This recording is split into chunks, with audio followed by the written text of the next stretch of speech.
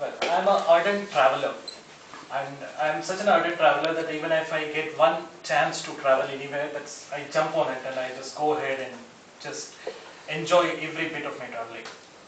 So it happened that a fine day when I was working in my earlier company, which was an IIT, my boss called me and told me that you have an assignment in Nigeria. You have to go there and you have to audit the center.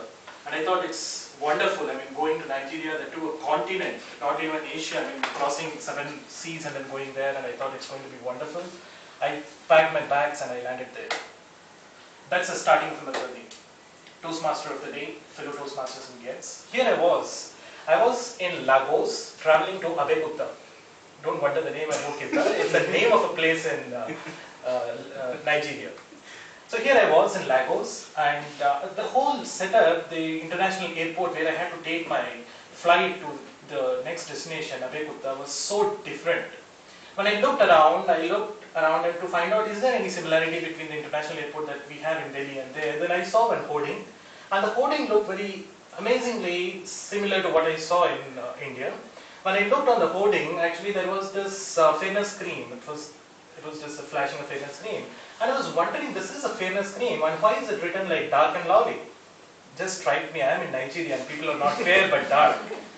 So that was a very fair experience I had. Then I walked into the airport and they said, no, not here, not here. They were like real huge, 6 feet 3 inches, huge people, and they were saying, no, this is not the place to sit.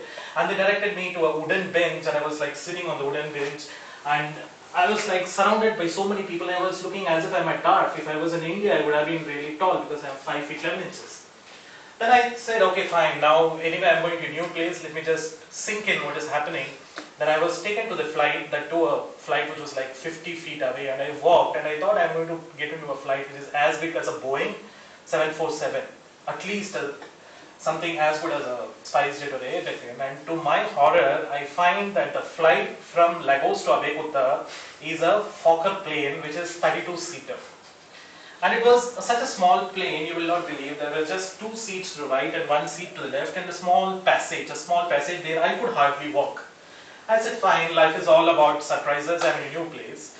There was no reservation altogether, so I decided to sit in the second row to the right side of the plane, and I could see the pilot. There was no curtain, and the air hostess, if she were in India, she would have been retired by this time, and she was wearing a white shirt on a dark complexion with a dark violet overcoat, and she was welcoming everyone. I mean, she is doing this, and then she is like putting a hand on my shoulder. I thought, what is she expecting? I came in, I sat. But other guys were coming in and tipping her. So I thought, okay, I didn't tip her, so I don't know what's going to happen. And I decided to sit. And then as I was enjoying the whole flight, and I could see the pilot actually wiping his windscreen, which was all like dirty and all. He himself was doing it. Then this lady arrives, who was like 6 feet 8 inches, size 52. And she was trying to squeeze herself through this, and then she saw me sitting, and I was the only guy who was lean. I'm about waist 34, and others were like as good as 30, 42, 44. She decided to just land next to me. And here she was, and sitting next to me, half her bum was hanging in the air, and she was like crouching on me, and I was crooning to this corner, and I was like into a lot of pain, trying to really understand why did she choose this seat. And she, I'm sorry, but she was like squeezing me to the edge of the seat, and I was like not even able to bear the smell that was emitting from her. It was so bad, I thought I was just sitting next to a municipal laboratory in a train. I mean, it was so bad. I mean, they were all Nigerians, and they don't take bath for 1 month. They just take bath on a 5th Friday of every month. And I was in such a situation I could not explain. I said, okay, patience is all about self-suffering. Let me go through it. And to just divert my mind, I thought that I'm going to look the next side of the window. And I was like this, screw to the very edge of it, looked to the right, and to my surprise, what I find was the Fokker plane has got engines outside on their wings. And there was this guy holding a fire extinguisher just running, and he was just standing there, and he was like expecting the wings to start. The pilot started the engine, right engine, and this guy was just standing there. Then I asked my friend who was sitting next to me, what is he doing? He said any time the Fokker plane can catch fire while starting the engine and is ready to extinguish it. To my horror, there was no fire ambulance or anything. Then he ran to the right and he was like standing here for him to switch it on. And I was so surprised. Okay, I thought, okay, fine, this is again a new experience for me. And the flight started and it was like a half an hour journey.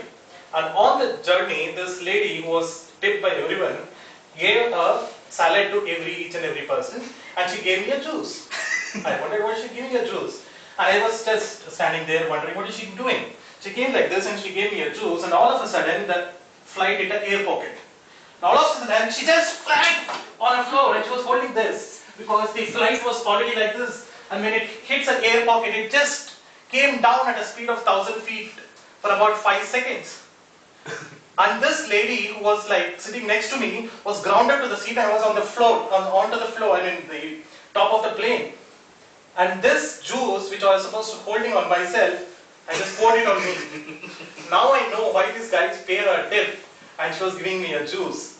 And one lesson I learned out of this is when you go to a new place, better know the culture and know what to expect there. And the next time I travel anywhere, I search the Google to find out what to expect, what a Fokker plane is, when to when to bribe a people and what to expect there. And that I conclude those parts of the day.